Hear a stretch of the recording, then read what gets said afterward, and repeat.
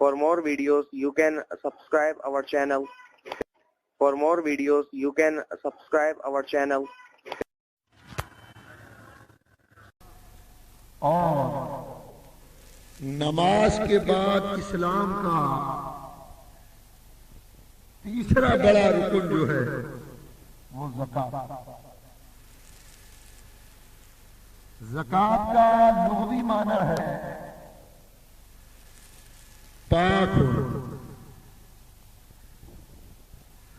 چونکہ دنیا کے مال کو ناپاک کہا گیا تو اللہ کا حکم ہے کہ جب اس مال کو پاک کرنا ہو تو اس میں سے کچھ مخصوص حصہ اللہ کی راہ میں خرچ کرنا. اس کو اصطلاح شرع میں زکوٰۃ.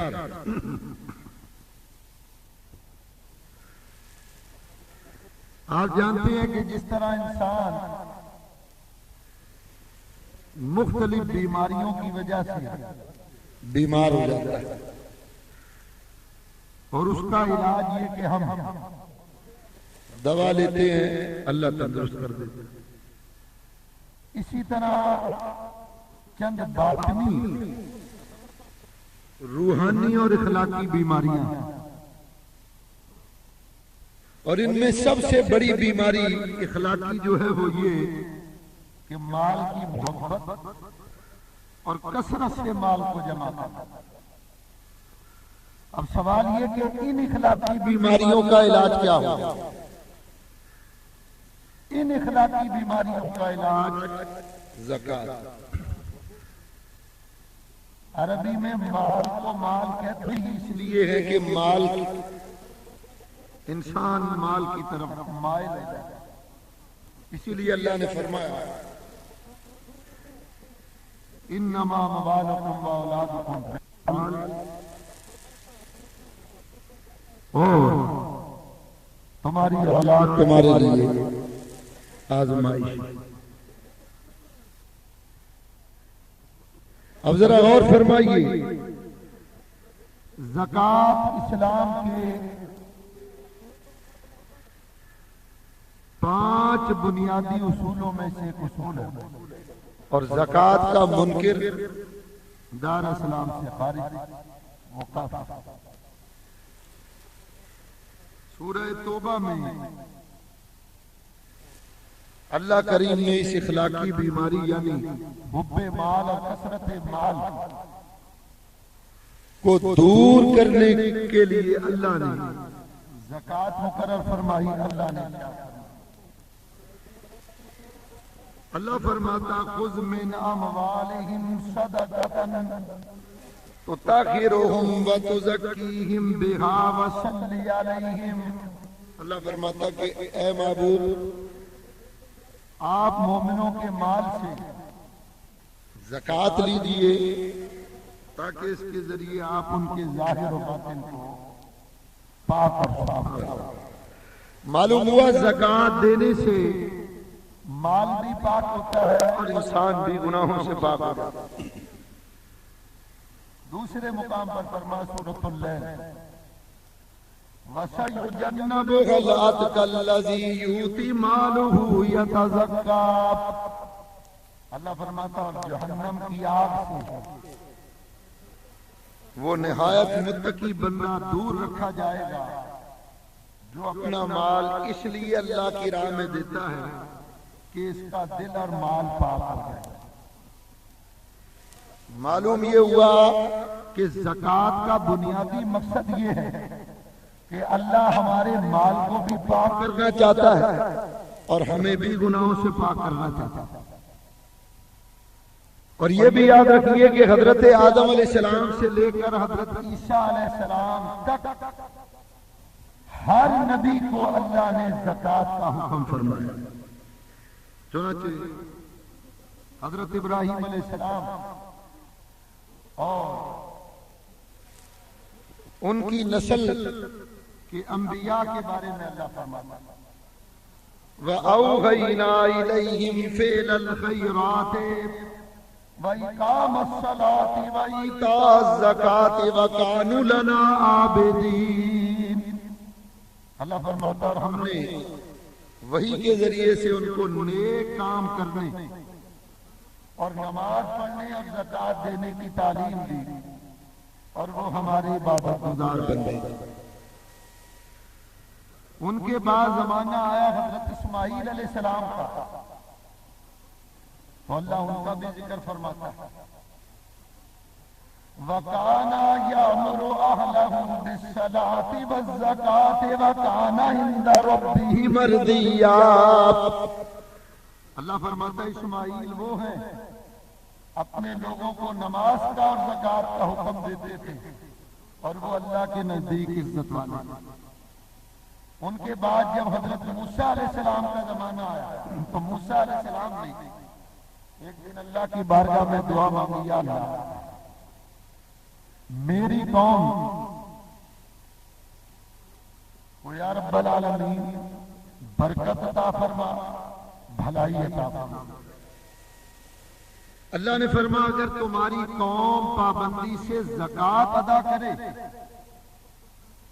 تو اس کے لیے ہماری رحمت، چنانچہ اللہ فرماتا وَرَحْمَتِي وَسِعَتْ كُلَّ شَيْءٍ فَسَأَكْتُبُهَا لِلَّذِينَ يَتَّقُونَ وَيُؤْتُونَ الزَّكَاةَ وَالَّذِينَ هُمْ بِآيَاتِنَا يُؤْمِنُونَ۔ اللہ فرماتا ہے کہ اگرچہ میری رحمت ہر چیز پر چھائی ہوئی مگر اس رحمت کو میں انہی لوگوں کے حق میں لکھوں گا جو مجھ سے ڈریں گے اور زکوٰۃ دیں گے اور ہماری آیات پر ایمان آئے۔ ان کے بعد زمانہ آیا حضرت عیسیٰ علیہ السلام۔ عیسیٰ علیہ السلام خود اپنی قوم کو کیا فرماتا وَأَوْصَانِي بِالصَّلَاةِ وَالزَّكَاةِ مَا دُمْتُ حَيًّا۔ حضرت عیسیٰ علیہ السلام فرماتے ہیں اللہ تبارک و تعالیٰ نے مجھے ہدایت فرمائی کہ میں نماز پڑھوں اور زکوٰۃ دیتا رہوں، اور یہ دونوں کام میں اس وقت تک کرتا رہوں جب تک میں زندہ رہوں۔ جب ہمارے نبی کریم کا زمانہ آیا تو اللہ نے حضور کی امت کو بھی حکم فرمایا۔ اللہ تعالیٰ ارشاد فرماتا وَأَقِیمُوا الصَّلَاةَ وَآتُوا الزَّکَاةَ وَارْکَعُوا مَعَ الرَّاکِعِینَ۔ اللہ فرماتا حبیب اپنی امت کو اعلان کر دو کہ نماز قائم کرو، زکوٰۃ دیتے رہا کرو، اور جب نماز کا وقت ہو جائے تو جماعت کے ساتھ آ کر مسجد میں نماز پڑھو، یعنی جھکو جھکنے والوں کے ساتھ۔ ان تمام آیات سے یہ معلوم ہوا کہ زکوٰۃ پر فرض نہیں فرمائی بلکہ حضرت آدم علیہ السلام سے لے کر حضور تک ہر نبی کی امت پر اللہ نے زکوٰۃ فرض فرمائی۔ اسلام کسی نبی کے زمانے میں بھی زکوٰۃ سے خالی نہیں۔ اب یہاں ایک سوال پیدا ہو، سوال یہ ہے کہ قرآن پر اگر معمولی سا غور کریں تو ہم یہ دیکھتے ہیں کہ اللہ نے جگہ جگہ نماز کا اور زکوٰۃ کا ساتھ ساتھ حکم فرمایا۔ وَأَقِیمُوا الصَّلَاةَ وَآتُوا الزَّکَاةَ، نماز قائم کرو، زکوٰۃ۔ اس کی وجہ کیا ہے؟ یہ تو دو الگ الگ حکم ہیں، لیکن اللہ نے ساتھ ان کا ذکر فرمایا۔ اس کی بہت سی حکمتیں علماء نے نقل کی۔ ایک حکمت یہ ہے نماز ہے بدنی عبادت، یہ بدن سے کی جاتی ہے۔ نماز کا وقت ہوا، مسجد میں آ گئے، اللہ اکبر کہہ کے نہیں جاتا، رکوع کیا، سجدہ کیا، قعدہ کیا، یہ پوری نماز جسم سے ادا کی جاتی ہے، اس کو کہتے ہیں بدنی عبادت۔ اور زکوٰۃ جو ہے یہ مالی عبادت۔ زکوٰۃ بدن سے نہیں دی جا سکتی، نماز مال سے ادا نہیں ہوگی۔ تو نماز بدنی عبادت اور زکوٰۃ مالی عبادت۔ تو اللہ کریم چاہتا یہ ہے کہ بندہ مومن جب نماز پڑھتا ہے تو نماز پڑھنے سے اس کا بدن گناہوں سے پاک ہو جاتا ہے۔ اسی طرح اللہ نے نماز کے ساتھ زکوٰۃ کا حکم اس لیے فرمایا کہ جس طرح نماز پڑھ کر جسم پاک ہو جاتا ہے، اللہ چاہتا یہ ہے کہ مال دے کر مالی عبادت کر کے بندہ مومن کا مال پاک ہو جائے۔ اور دوسری حکمت حضرت علامہ ذہبی نے تذکرۃ الحفاظ کے اندر حضرت سیدنا عبداللہ ابن عباس کا یہ قول نقل کیا۔ حضرت عبداللہ ابن عباس فرماتے ہیں 3 کام ایسے ہیں جن کو اللہ نے 3 کاموں سے مشروط کر دیا، ملا دیا۔ ان میں سے ایک کام کا بھی کوئی انکار کرے گا تو دوسرا کام اللہ قبول نہیں کرے گا۔ مثلا اس کو میں سمجھانے کے لیے آسان، اللہ تعالیٰ ارشاد فرماتا اطیعوا اللہ واطیعوا الرسول، اللہ فرماتا اطاعت کرو اللہ کی اور اس کے رسول۔ پہلے کیسے لگے؟ میں چاہتا ہوں یہ موضوع ریکارڈ ہو، درود شریف پڑھیے۔ اللہ فرماتا اطیعوا اللہ واطیعوا الرسول، اطاعت کرو اللہ کی اور اس کے رسول کی۔ ایک آدمی اللہ کی تو اطاعت کرتا ہے لیکن نبی کریم کی اطاعت نہیں کرتا، تو حضور کی اطاعت نہ کرنے کی وجہ سے اللہ اس سے اپنی اطاعت کو بھی قبول نہیں فرمائے۔ دوسرا حکم اللہ تعالیٰ ارشاد فرماتا ہے اشکروا لی ولوالدیک، اللہ فرماتا میرا شکر ادا کرو اور اپنے ماں باپ کا شکر ادا کرو۔ ایک آدمی اللہ کا تو شکر ادا کرتا ہے، اپنے ماں باپ کا شکر ادا نہیں کرتا، تو ماں باپ کا شکر ادا نہ کرنے کی وجہ سے اللہ اپنا شکریہ بھی قبول نہیں کرے۔ اور تیسرا حکم ہے نماز۔ اللہ تعالیٰ ارشاد فرماتا وَأَقِیمُوا الصَّلَاةَ وَآتُوا الزَّکَاةَ، نماز قائم کرو اور زکات دو۔ ایک آدمی نماز پڑھتا ہے لیکن زکات نہیں دیتا تو اللہ زکات نہ دینے کی وجہ سے نماز قبول نہیں کرے۔ اور نبی کریم کی حدیث، حضور نبی کریم علیہ السلام نے فرمایا کہ جس نے نماز ادا نہیں کی اس کے پاس ایمان نہیں، اور اللہ ایمان اور نماز اس کا قبول نہیں کرے گا جو زکات ادا نہیں کرے گا۔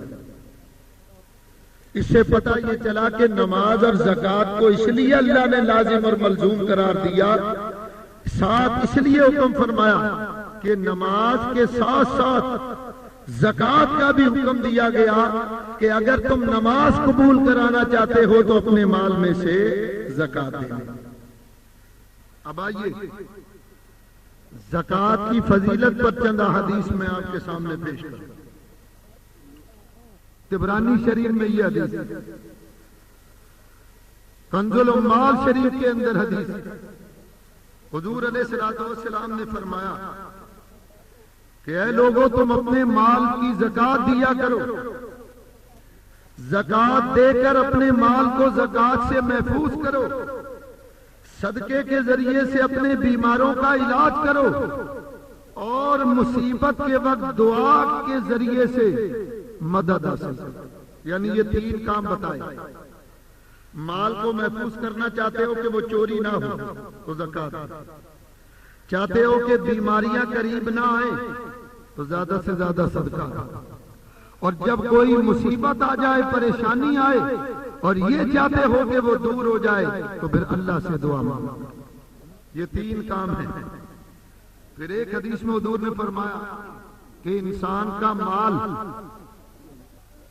نہ تو چوری ہوگا اور نہ ضائع ہوگا، چاہے وہ جنگل میں پڑا ہوا ہو چاہے وہ سمندر کے اندر ہو۔ کس کا مال چوری اور ضائع نہیں ہوگا؟ فرمایا جو اپنے مال کی زکات دینے والا۔ تیسرے مقام پر فرمایا، حضور نے فرمایا جو اپنے مال کی زکات نکالنا چھوڑ دیتا ہے اللہ اس کے مال کی حفاظت کا ذمہ اٹھا لیتا ہے۔ یعنی اللہ فرماتا اب تیرا مال کی حفاظت میرے ذمے نہیں، تم اپنے مال کی خود حفاظت کرو۔ چوتھے مقام پر حضور نے فرمایا کہ جب کوئی بندہ مومن صدقہ دے، زکات ادا کرے، صدقہ دے، تو حضور علیہ السلام نے فرمایا صدقہ مصیبتوں کے، پریشانیوں کے 70 دروازے بند کر دیتا ہے۔ اور ایک حدیث میں حضور نے فرمایا، ہمارے ساتھ تو یہ اکثر معاملہ ہوتا، کوئی فقیر مانگنے آ گیا ہم اسے جھڑک دیتے، ڈانٹ دیتے۔ حضور نے فرمایا جو صدقہ و خیرات زکات دیتے ہوئے کسی سائل کو ڈانٹتا ہے، قیامت کے دن جب وہ آئے گا تو اللہ کے فرشتے اسے ڈانٹیں گے۔ اور ایک حدیث میں فرمایا، حضور نے فرمایا صدقہ و خیرات یہ مصیبت کو دور کرتے ہیں، اور اللہ زکات اور صدقات دینے والے کی عمر کو زیادہ کرتا ہے۔ یعنی صدقہ جو ہے یہ عمر کو لمبا کرتا ہے، عمر بڑھاتا ہے۔ ایک حدیث میں حضور نے فرمایا 7 آدمی ایسے ہیں جو قیامت کے دن اللہ کے عرش کے سائے میں ہوں گے، اور قیامت کا دن وہ ہوگا کہ اس دن سوائے اللہ کے عرش کے کسی چیز کا سایہ نہیں۔ گرمی کا عالم یہ ہوگا کہ امام غزالی فرماتے ہیں جتنی گرمی آج پڑتی ہے جون جولائی میں، اس سے 10 گنا گرمی قیامت کے دن ہوگا۔ سورج 1.25 میل کے فاصلے پر ہوگا۔ میل کہتے ہیں عربی میں اس سلائی کو جس سے آنکھ میں سرما ڈالتے ہیں، 3-4 انچ کی سلائی ہوتی ہے۔ اتنے فاصلے پر ہمارے سر سے سورج ہوگا۔ حدیث میں آتا کہ دماغ پگھل کر ہمارے جوتوں میں آ جائے، اتنی شدید گرمی ہوگی کہ انسان سائے کی تلاش میں دوڑے گا، اور حضور نے فرمایا اس دن صرف اللہ کے عرش کا سایہ ہوگا اور کسی چیز کا سایہ نہیں۔ اور اس سائے میں 7 قسم کے انسان ہوں گے۔ 7 قسم کے انسان ایسے ہوں گے جنہیں اللہ اپنے سائے، اپنے عرش کے سائے میں جگہ دے گا۔ وہ کون سے 7؟ امام عادل، نیک عدل اور انصاف کرنے والا بادشاہ۔ دوسرا شاب نشا فی عبادت اللہ تعالی، وہ نوجوان جس نے بچپن سے لے کر اپنی موت تک ساری زندگی عبادت میں گزاری۔ تیسرا رجل قلبہ معلق فی المساجد، تیسرا وہ آدمی جس کا دل ہر وقت مسجد میں لگا ہے، ہر وقت وہ مسجد کی فکر میں ہوتا مسجد میں۔ چوتھا رجلان تحابا فی اللہ واجتمعا علیہ وتفرقا علیہ، وہ 2 آدمی جو اللہ کے لیے ایک دوسرے سے محبت کرتے ہیں، اللہ کے لیے ایک دوسرے سے ملتے ہیں، اور اللہ ہی کے لیے ایک دوسرے سے جدا ہوتے ہیں۔ پانچواں رجل ذکر اللہ خالیا فدادت عیناہ، حضور نبی کریم نے فرمایا پانچواں وہ آدمی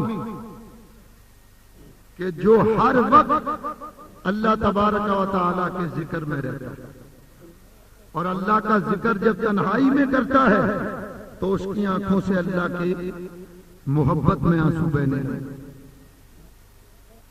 چھٹا جو اللہ کے عرش کے سائے میں ہوگا، رجل دعت امرات ذات حسب و جمال فقال انی اخاف اللہ، حضور نے فرمایا چھٹا وہ نوجوان جس کو خوبصورت مالدار حسن و جمال جوان عورت گناہ کی دعوت دے اور وہ کہے کہ میں اللہ سے ڈرتا ہوں، یہ گناہ نہیں کرتا۔ اور ساتواں رجل تصدق بصدقات فاخافها لا تعلم شماله ما تنفق يمينه، حضور نے فرمایا ساتواں وہ جو اللہ کی راہ میں اس طرح زکات و صدقات دے کہ ایک ہاتھ سے دو اور دوسرے ہاتھ کو پتہ نہ چلے.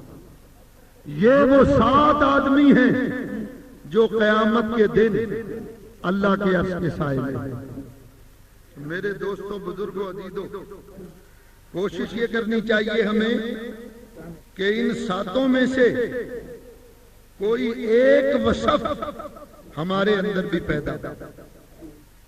ایک حدیث میں نبی کریم نے فرمایا صلو خمسکم وحجوا بیت ربکم وصوموا شہرکم واغتسلوا جنابتکم وآتوا الزکاۃ مالکم طبتم بہا انفسکم وادخلوا جنت ربکم او کما قال نبی صلی اللہ علیہ وسلم. حضور نے فرمایا لوگوں 5 نمازیں پڑھا کر اپنے رب کے لیے حج کیا کرو، رمضان المبارک کے روزے رکھو، اپنے مالوں کی زکات دیا کرو، غسل جنابت کیا کرو.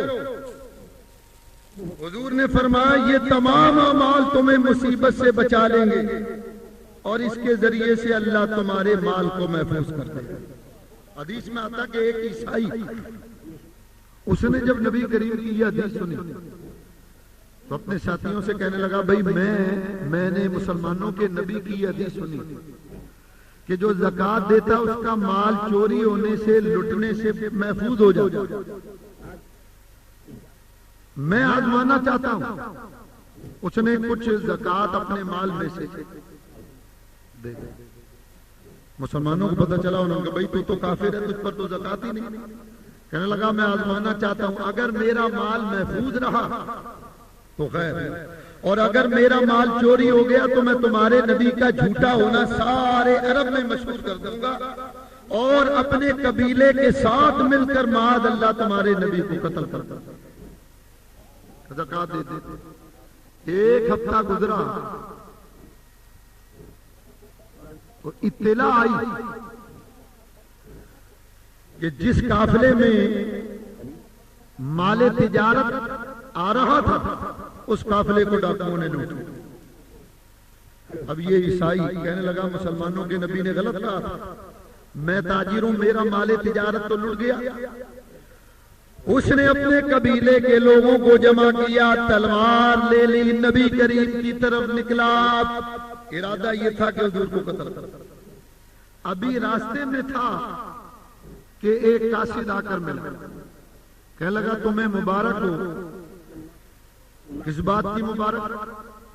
کہنے لگا جس اونٹ پر تمہارا مال لدا ہوا تھا وہ بیمار ہو گیا اور راستے میں ایک منزل پر رک گیا. باقی قافلہ روانہ ہو گیا. باقی قافلہ آگے گیا تو اسے ڈاکوؤں نے لوٹ لیا. تمہارا مال لٹنے سے اس لیے بچ گیا کہ اونٹ بیمار ہو گیا تھا. اس نے جب یہ سنا تو تلوار پھینکی، دوڑ کر نبی کریم کی بارگاہ میں آیا. کہنے لگا ہے محمد صلی اللہ علیہ وسلم آپ گواہ ہو جائیں، میں پڑھتا ہوں لا الہ الا اللہ محمد رسول اللہ. تو فائدہ یہ ہے کہ اللہ تعالیٰ زکات دینے سے مال کو محفوظ کر دے. اور سنو، جو زکات نہیں دیتا اس کے بارے میں اللہ کیا فرماتا؟ سورہ آل عمران اللہ فرماتا وَلَا يَحْسَبَنَّ الَّذِينَ يَبْخُلُونَ بِمَا آتَاهُمُ اللَّهُ مِنْ فَضْلِهِ هُوَ خَيْرًا لَهُمْ بَلْ هُوَ شَرٌّ لَهُمْ سَيُطَوَّقُونَ مَا بَخِلُوا بِهِ قَوْمَ يَوْمَ الْقِيَامَةِ. اللہ فرماتا جو لوگ اس مال میں جسے اللہ نے اپنے فضل و کرم سے انہیں عطا فرمایا ہے کنجوسی کرتے ہیں، اللہ کی راہ میں زکات نہیں دیتے، وہ یہ نہ سمجھ لیں کہ ایسا مال ان کے حق میں اچھا ہے، بلکہ یہ مال ان کے لیے برا ہے اور ان قریب قیامت کے دن ان کے گلے میں کنجوسی سے جمع کیا ہوا یہ مال آگ کا توق بنا کر ڈالا جائے. دوسرے مقام پر اللہ نے سورہ توبہ میں وعید فرمائی. اللہ فرماتا والذین یکنزون الذھب والفضة ولا ينفقونها فی سبیل اللہ فبشرهم بعذاب علیم یوم یغما علیہ فی نار جہنم فتقوی بہا جباہہم وجنوبہم وظہورہم ھذا ما کنزتم لانفسکم فذوقوا ما کنتم تکنزون۔ اللہ فرماتا ہے اور جو لوگ سونا اور چاندی ذخیرہ کرتے ہیں اور اسے اللہ کی راہ میں خرچ نہیں کرتے، تو اے نبی انہیں اس دن کے دردناک عذاب کی وعید سنائیے جب ان کے اپنے جمع کیے ہوئے مال کو دوزخ کی آگ میں گرم کیا جائے گا، اور پھر اس سے ان کی پیشانیاں، ان کے پہلو اور ان کی پیٹھوں کو داغا جائے گا، اور ان سے کہا جائے گا یہ ہے اس مال کا انجام جسے تم نے بڑی محبت سے جمع کیا تھا، تو اب اپنے اسی مال کا مزہ چکھو جو تم جمع کیا کرتے تھے۔ سونا چاندی جہنم کی آگ میں اللہ فرماتا گرم کیا جائے گا، وہ آگ کے جس کے بارے میں حدیث میں فرمایا کہ اس کا اگر ایک حصہ، ایک معمولی سی چنگاری دنیا پر ڈال دی جائے تو حدیث میں آتا جہنم کی آگ سے ساری دنیا جل کر بسم۔ لیکن جو لوگ اپنے مال کو جمع کرتے اور اللہ کی راہ میں ان کی زکوٰۃ نہیں نکالتے، وہی مال قیامت کے دن آگ میں جلا کر ان کی پیٹھ کو، ان کی پیشانیوں کو اور ان کے پہلوؤں کو آگ سے داغا جائے۔ صحیح بخاری شریف میں حدیث ہے، نبی کریم نے فرمایا جس کو اللہ تعالیٰ مال دے اور وہ اس کی زکوٰۃ ادا نہ کرے تو قیامت کے دن وہ مال فارغ البال سانپ کی صورت میں، ایسا سانپ کہ جو گنجا ہو، حدیث میں آتا ہے کہ جب سانپ کی عمر 1000 سال کی ہو جائے تو اس کے سر پر بال نکلتے، اور حضور نے فرمایا جب وہ 2000 سال کی عمر کا ہو جائے تو وہ بال جھڑ جاتے ہیں، یعنی اس کا زہر پختہ ہو جاتا ہے۔ تو حضور فرماتے ہیں کہ جس کو اللہ مال دے اور وہ زکوٰۃ نہ دے تو قیامت کے دن اس کا مال ایک گنجے سانپ کی شکل میں تبدیل کر دیا جائے گا، اور وہ سانپ اس آدمی کے گلے میں لپٹا ڈالے گا اور اپنے جبڑوں سے اس کے منہ کو اوپر اور نیچے سے اس طرح چیرے گا اور اپنا منہ اس کے حلق میں داخل کرے گا، اور حضور فرماتے ہیں اس کے حلق میں ڈسے گا اور وہ سانپ کہے گا میں وہ مال ہوں جس کو تم نے دنیا میں جمع کیا تھا اور اللہ کی راہ میں زکوٰۃ نہیں دی۔ ایک حدیث میں حضور علیہ السلام نے ارشاد فرمایا کہ قیامت کے دن امیر بھی اللہ کی بارگاہ میں آئیں گے اور غریب بھی اللہ کی بارگاہ میں آئیں گے۔ غریب کہیں گے یا اللہ ان امیروں نے ہمارا حق غصب کیا، اللہ فرمائے گا کیا حق غصب کیا؟ یا اللہ انہوں نے، تو نے ان پر زکوٰۃ فرض کی تھی، انہوں نے ہمیں زکوٰۃ نہیں دی۔ اللہ فرمائے گا ان کے لیے 2 عذاب، پہلا تو یہ کہ ان کے مال کو ان کے لیے عذاب بنا دیا جائے، دوسرا یہ ان کو جہنم میں داخل کرو، اور تیسرا یہ کہ یہ اب ہمیشہ ہمیشہ مجھ سے دور رہیں گے اور جہنم سے قریب رہیں گے۔ ایک حدیث میں حضور نے فرمایا کہ جس کے پاس جانور ہوں اور وہ زکوٰۃ نہ دے، اگر اونٹ تھے اور زکوٰۃ نہیں دی تو قیامت کے دن اس آدمی کو ایک کھلے میدان میں لٹا دیا جائے گا اور ہزاروں کی تعداد میں اونٹ آئیں گے اور اپنے پاؤں کے نیچے اس کو کچلتے ہوئے گزر جائیں گے۔ وہ پوچھے گا یہ کیا ہے تو اللہ فرمائے گا یہ اونٹ تھے جن کی تم نے زکوٰۃ ادا کی۔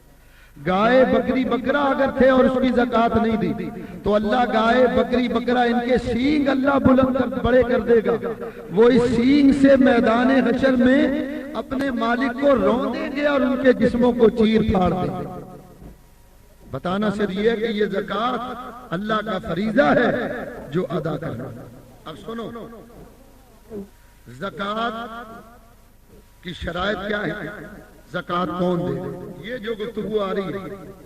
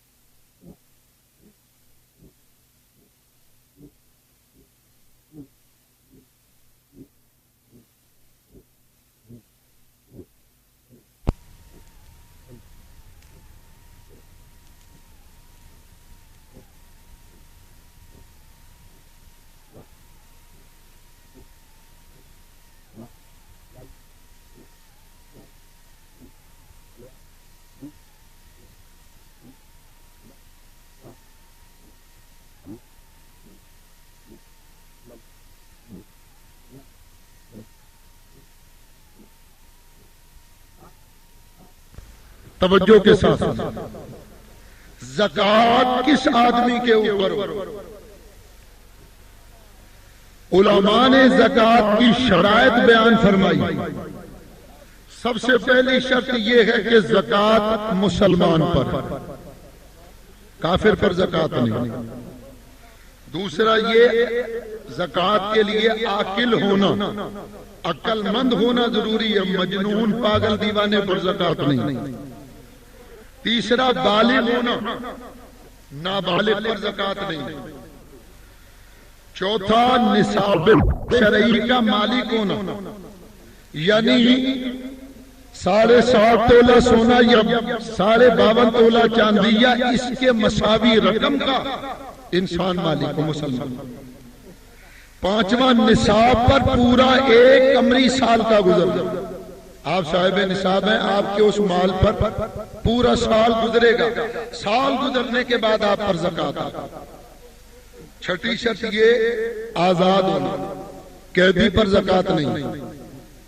ساتواں نصاب کا دین سے فارغ ہونا، یعنی جس مال کی آپ زکات دے رہے ہیں وہ زکات قرض سے پاک ہو، اس میں کسی کا قرضہ نہ. آٹھواں مال کا نامی ہونا، یعنی آپ کی اپنی ملکیت میں ہونا. اور نواں حاجت اصلیہ سے زائد ہونا. حاجت اصلیہ کہتے ہیں سال بھر کا بیوی بچوں کا خرچہ اٹھا نکال لینے کے بعد اتنی رقم آپ کے پاس ہو کہ جس سے 7.5 تولہ سونا یا 52.5 تولہ چاندی یا اس کے مساوی رقم سال گزر جائے. مثلا ایک آدمی کا بیوی بچوں سمیت پورا خرچہ ہے سال کا 3 لاکھ روپے. 3 لاکھ روپیہ تو آپ نکالیں، اس پر زکات نہیں، یہ تو آپ کا سال بھر کا خرچہ. اس کے علاوہ اگر 2 لاکھ روپیہ اضافی آپ کے پاس پڑا ہوا ہے تو اس اضافی 2 لاکھ روپے پر آپ زکات دیں. اور زکات ہے 2.5%. 1 لاکھ روپے پر 2,500 روپے، 2 لاکھ روپے پر 5,000. اس کو اس طرح بھی سمجھ سکتے ہیں کہ جس مسلمان کے پاس 7.5 تولہ سونا، گرام اس کا پتہ کتنا بنے گا؟ 87.48 گرام سونا. 52.5 تولہ چاندی، یہ گرام میں بنے گا 612.36 گرام. اتنی چاندی یا سونا آپ صاحب نصاب ہیں. اور اس میں یہ بھی یاد رکھو کہ اگر سونا بیوی کی ملکیت ہے تو شوہر اگر زکات دے گا تو ادا نہیں ہوگا، بیوی ہی کو سونے کی زکات دینی پڑے گی. شوہر کی ملکیت میں ہے تو شوہر زکات دے گا. اچھا، حاجت اصلیہ سے زائد میں نے بتایا کہ آپ کا سال بھر کا خرچہ نکلنے کے بعد اتنی رقم ہو یا اتنا سونا اور اتنا چاندی ہو، 7.5 تولہ سونا 52.5 تولہ چاندی، آپ صاحب نصاب بن گئے. سال گزرنے کے بعد آپ اس میں سے 2.5% کے حساب سے زکات دیں. اب ایک آدمی یہ کہتا ہے کہ میرے پاس صرف سونا ہے یا صرف چاندی، پیسے نہیں ہیں میرے، تو میں زکات کس طرح دوں؟ تو وہ اپنے سونے میں سے یا چاندی میں سے 40واں حصہ زکات دے. اگر 7.5 تولہ سونا ہے تو اس پر کتنے سونے کی زکات بنے گی؟ 2.25 ماشا. اور اگر 52.5 تولہ چاندی ہے تو اس پر زکات بنے گی 1 تولہ 3 ماشا 6 رتن. یہ 52.5 تولہ پر چاندی کی زکات. اور ایک آدمی کے پاس سونا چاندی نہیں ہے، صرف مال ہے، تو مال صرف پیسے ہوں، روپے ہوں، تو چاندی کے نصاب کے اعتبار سے آپ صاحب نصاب بنے، سونے کے حساب سے نہیں. اب 52.5 تولہ چاندی کتنے کی آتی ہے؟ آپ کو سنا رہے ہیں، آپ کو بتاؤ. ہاں، تو یہ 52.5 تولہ کتنی ہوگی بھائی؟ 1 تولہ کتنے کی؟ 5 5.5 نہیں زیادہ یہ سونار بیٹھے یہ بتا رہے ہیں کہ 1 تولہ بنتی ہے 4,500 روپے تقریباً. ہاں یہی تو میں آپ سے پوچھ رہا ہوں اللہ کے بندے کتنا 1 تولہ کتنے کا 480 روپے. اب حساب لگاؤ تو 52.5 تولہ کتنا بن گیا تقریباً 20,000. تو جس آدمی کے پاس 20,000 روپے ہوگا سال گزرنے کے بعد وہ صاحب نصاب بن گیا. سال گزرنے کے بعد جس نے اپنی کمائی میں سے 20,000 بچائے اور ان 20,000 پر سال گزر گیا اب وہ صاحب نصاب بن گیا. یہ اس کے لیے ہے جس کے پاس سے روپیہ سونا چاندی نہیں. اچھا سونے چاندی کے علاوہ اگر تجارت کی کوئی چیز ہے اگر وہ نصاب کو پہنچے اس چیز پر بھی زکوٰۃ ہے. مثلا نقد رقم اس پر زکوٰۃ, بینک اکاؤنٹ اس پر بھی زکوٰۃ, پرائز بانڈ ہوتے ہیں اس پر بھی اس کی مالیت کے حساب سے زکوٰۃ, ڈپازٹ کرایا آپ نے کچھ پیسہ بینک میں اس پر بھی زکوٰۃ, سونے چاندی پر زکوٰۃ, مال تجارت اس پر بھی زکوٰۃ. آپ کے پاس مکان ہے یا پلاٹ وغیرہ کہ ڈپازٹ کی جو رقم جائیداد کے مالک کے پاس بطور زر ضمانت جمع ہے اس کی زکوٰۃ رقم کا اصل مالک ادا کرے گا. مثلا آپ نے ایک دکان کرائے پر, مالک کہتا بھائی ایڈوانس میں 50,000 روپے, آپ نے 50,000 مالک کو دے دی, تو وہ جو 50,000 آپ نے مالک کو دیے ہیں اس کی بھی آپ کو زکوٰۃ ادا کرنا. اور اسی طرح دکان فلیٹ آپ نے دکان لی تجارت کی پرپس, اس دکان پر بھی زکوٰۃ ہے.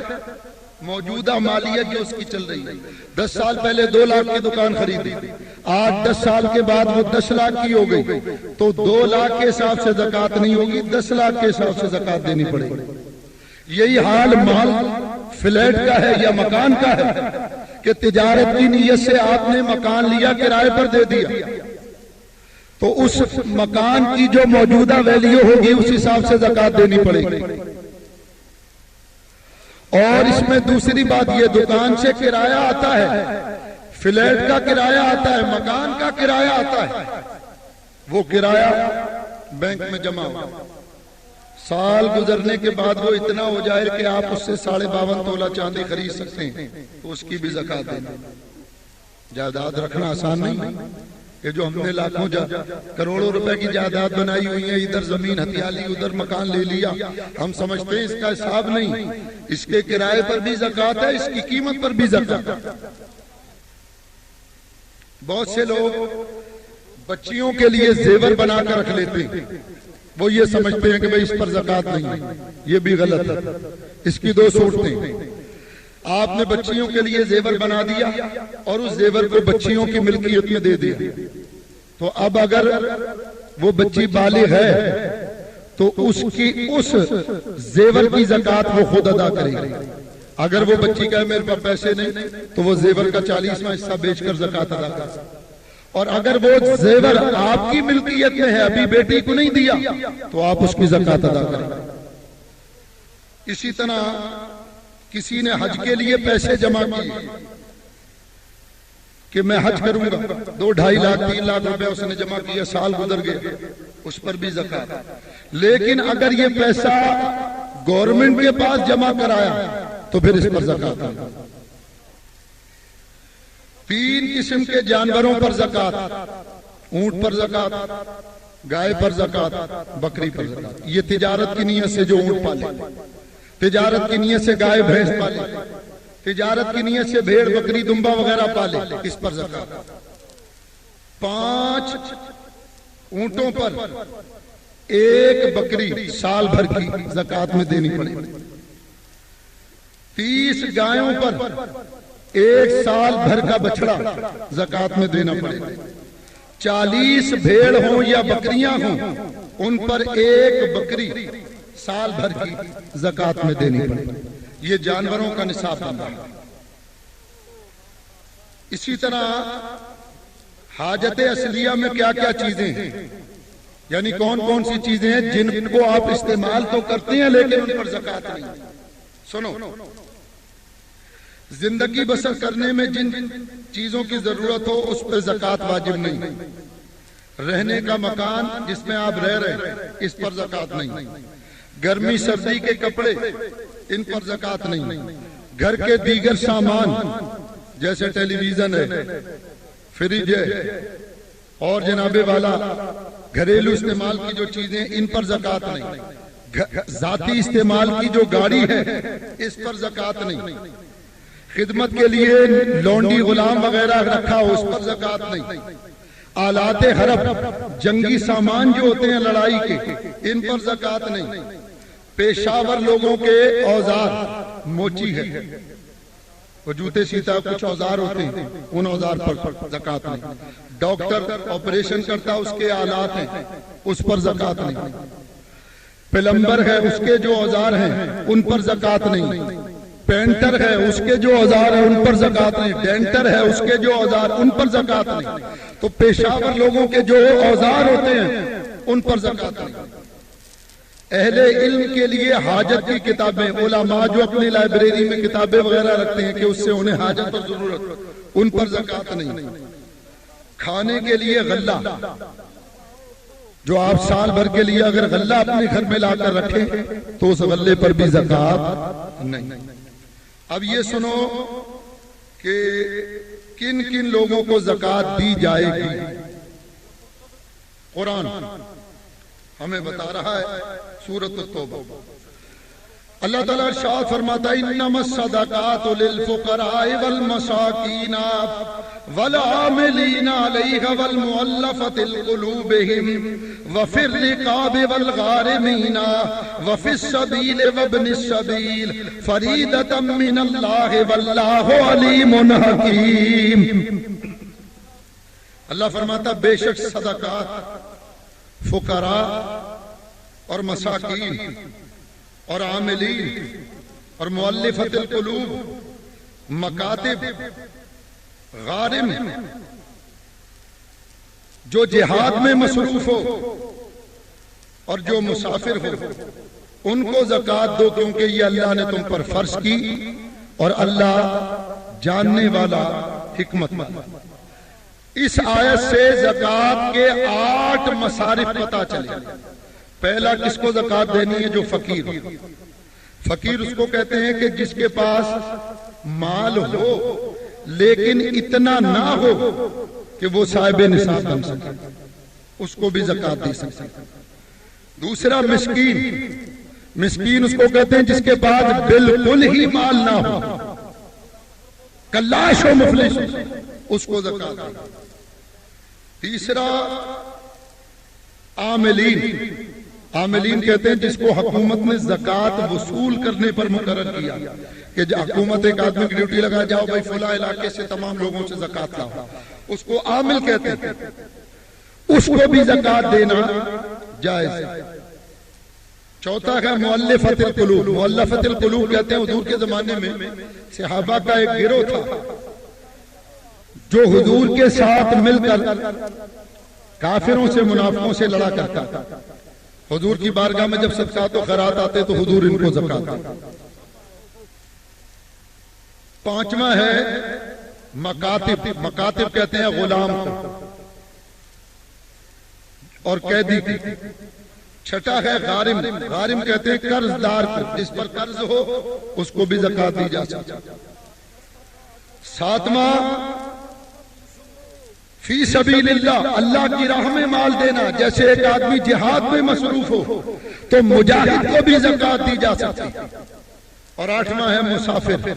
ایک آدمی سفر میں، اس کے بعد پیسے نہیں، اس کو بھی زکات لینے کا حق. یہ 8 ہو گئے کہ جن کو زکات دی جا سکتی. اب آگے سنو. اس کے علاوہ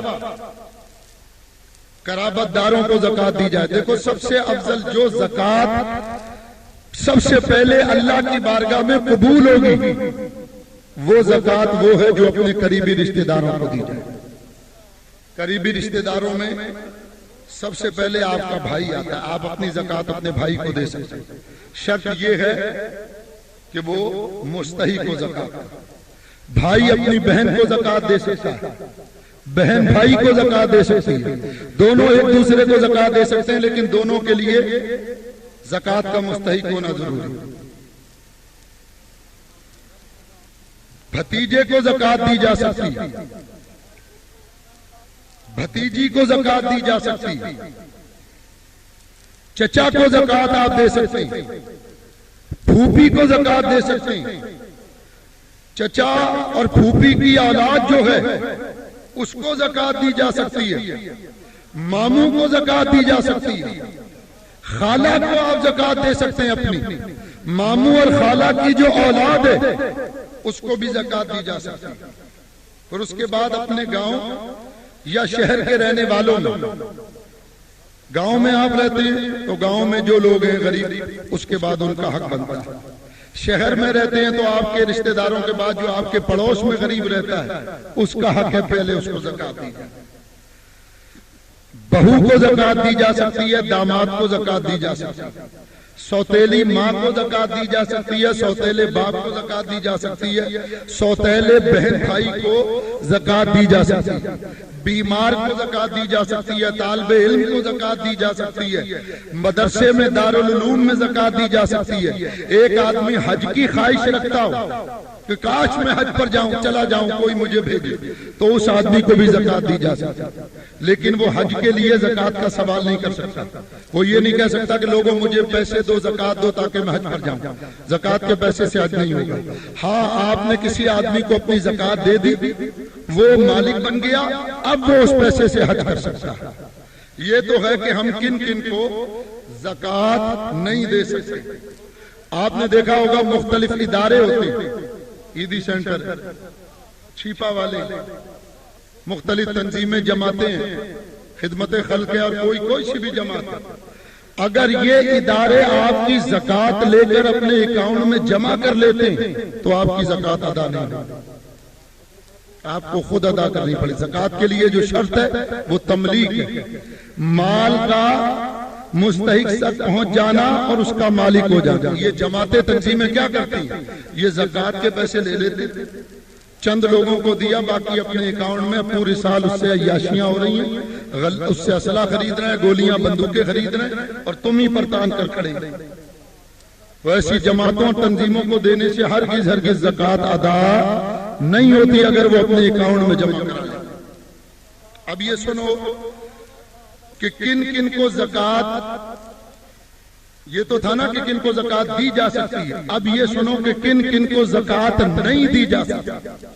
اصول و فروع کو زکوٰۃ نہیں دی جا سکتی۔ اصول کہتے ہیں جو ہماری اصل ہے، ہماری اصل ہمارا باپ کو زکوٰۃ نہیں دی جا سکتی، ماں کو زکوٰۃ نہیں دی جا سکتی، دادا کو آپ زکوٰۃ نہیں دے سکتے، دادی کو زکوٰۃ نہیں دے سکتے، اور نانا کو زکوٰۃ نہیں دے سکتے، نانی کو زکوٰۃ نہیں دے سکتے۔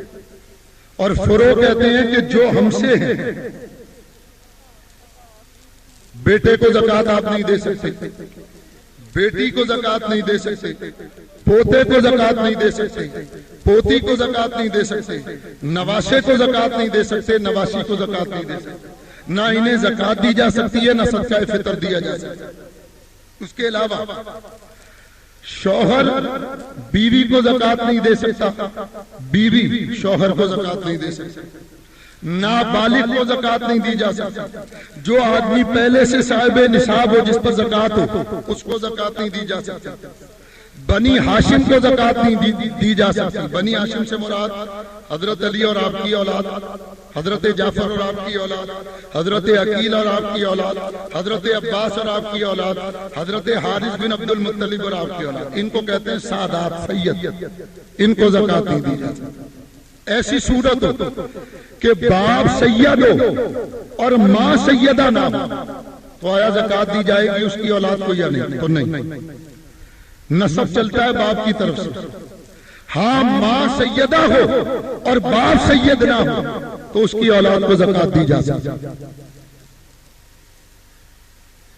سیدوں کو نفلی صدقہ دیا جا سکتا ہے۔ کافر جو ہے، عیسائی ہے، ہندو ہے، سکھ ہے، قادیانی ہے، ان کو بھی زکوٰۃ نہیں دی جا سکتی۔ مرتد جس نے اسلام کو چھوڑ دیا جیسے قادیانی، ان کو زکوٰۃ نہیں دی جا سکتی۔ بد مذہب جیسے وہابی ہے، دیوبندی ہے، شیعہ ہے، چکرالوی ہے، پرویزی ہے، منکر حدیث ہے، ان میں سے کسی کو زکوٰۃ نہیں دی جا سکتی۔ زکوٰۃ دو گے، زکوٰۃ ادا نہیں ہوگی، دوبارہ دینی ہوگی۔ یہ تو تھا کہ ہم کن کن کو زکوٰۃ نہیں دے سکتے۔ اب یہ سنو کہ زکوٰۃ کا پیسہ کہاں کہاں نہیں لگ سکتا۔ زکوٰۃ کا پیسہ مسجد میں نہیں لگ سکتا۔ ایک آدمی یہ چاہے کہ میں مسجد زکوٰۃ کے پیسے سے مسجد میں پنکھا لگا دوں، زکوٰۃ ادا نہیں، گیزر لگوا دوں، زکوٰۃ ادا نہیں، کولر لگوا دوں، زکوٰۃ ادا نہیں۔ اسی طرح میت کو زکوٰۃ کے پیسے سے کفن نہیں دیا جا سکتا، اور نہ ہی میت کا قرض زکوٰۃ کے پیسے سے۔ ایک آدمی مر گیا، اس پر 1 لاکھ روپیہ قرض، دوسرا آدمی کہتا بھائی میں اس کا 1 لاکھ روپیہ ادا کرتا، تو اگر وہ اپنے مال میں سے دے رہا ہے تو ٹھیک، اور اگر وہ 1 لاکھ زکوٰۃ میں سے دے رہا ہے تو پھر میت کا قرض ادا نہیں ہوگا اور نہ زکوٰۃ ادا ہوگا۔ زکوٰۃ کے پیسے سے غلام بھی آزاد نہیں کیا جا سکتا۔ زکوٰۃ کے پیسے سے آپ سڑک نہیں بنوا سکتے، پل نہیں بنوا سکتے۔ اگر بنواؤ گے تو پل بن جائے گا، سڑک بن جائے گی، لیکن زکوٰۃ ادا نہیں ہوگی۔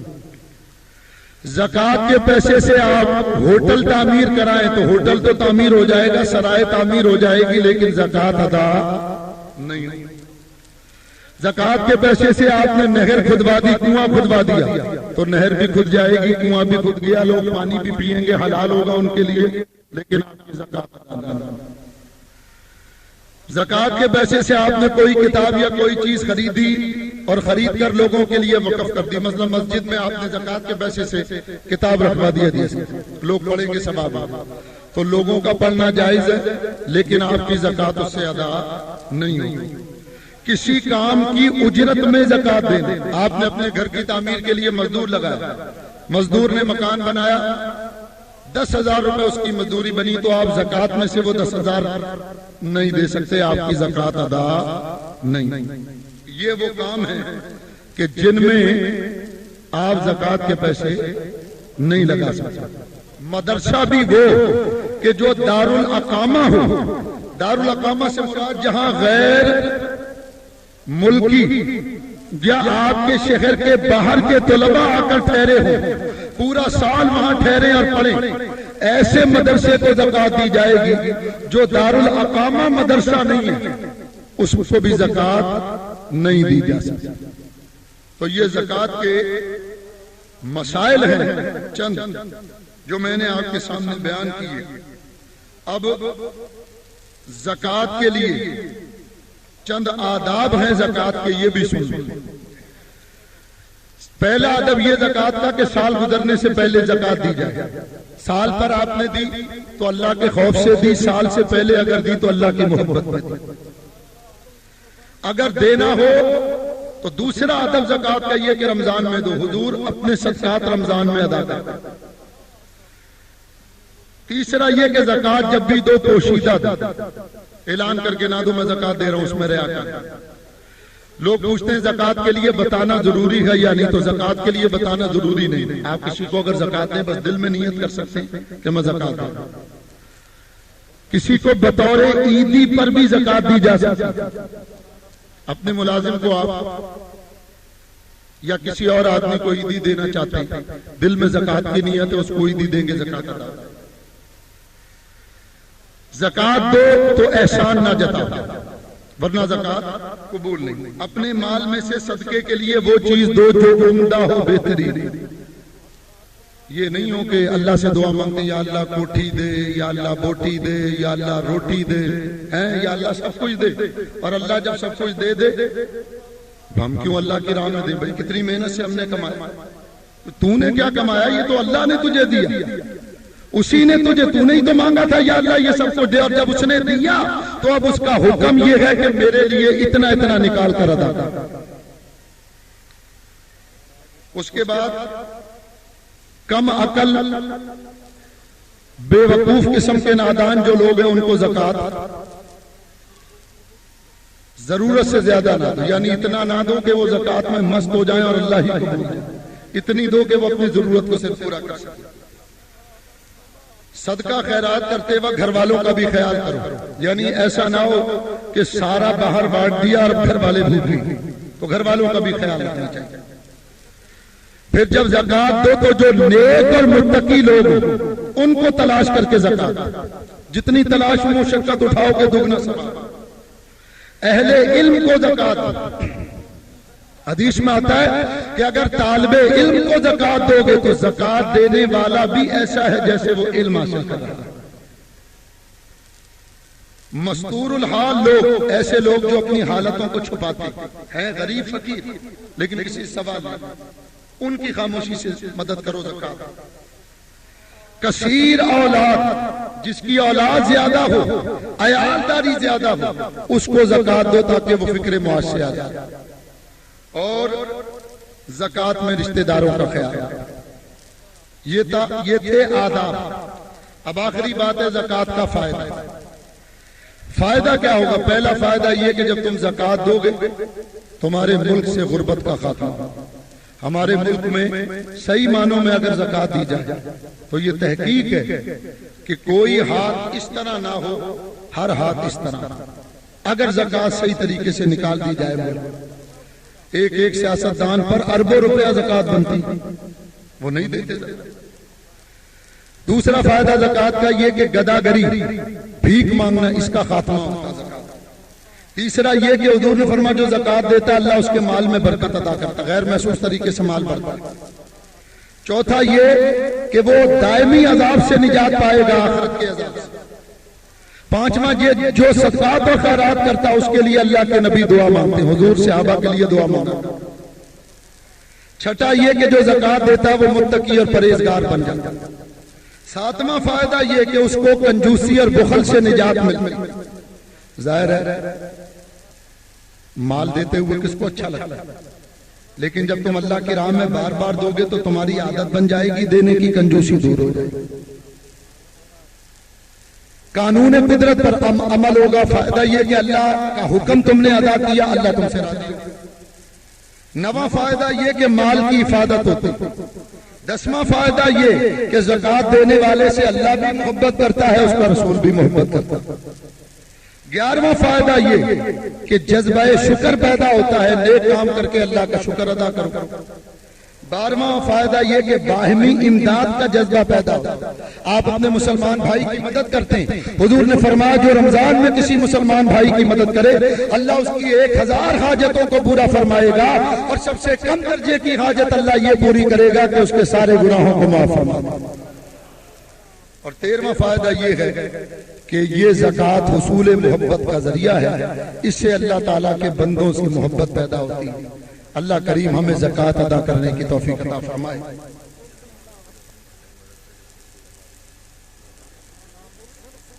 اگر انہوں نے سوال کیا کہ مدرسے مسجد میں معلم ہوتے ہیں، تو اگر آپ نے مدرسے میں زکات دی اور مدرسے کو زکات کا مالک بنا دیا تو اب مدرسے کا جو معلم ہے وہ وہاں پڑھانے والے اساتذہ کو اس پیسے کی زکات دے سکتا ہے، کیونکہ وہ پیسے کا مالک بن گیا۔ تملیک شرط ہے، تملیک ادا ہو گئی، اب وہ پیسے کا مالک ہے جس مت میں چاہے گا۔ یہ گزشتہ جمعے ہم نے ایک موضوع ریکارڈ کیا تھا، ختم نبوت میں علماء اہل سنت کا کردار، تو یہ موضوع یہاں پر تیار ہے جو پچھلے جمعے ہوا تھا، تو جو بھائی لینا چاہیں وہ یہاں باہر اسٹال لگا ہوا ہے وہاں سے لے سکتے ہیں۔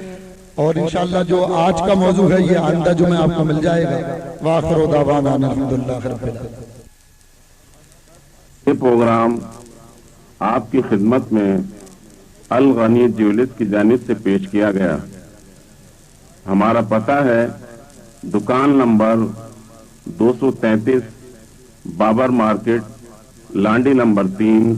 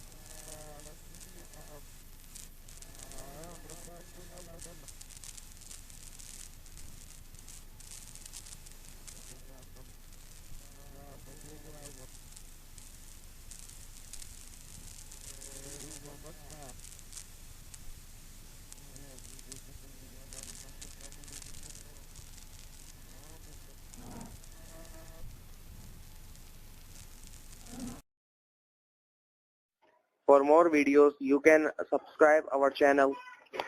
For more videos, you can subscribe our channel.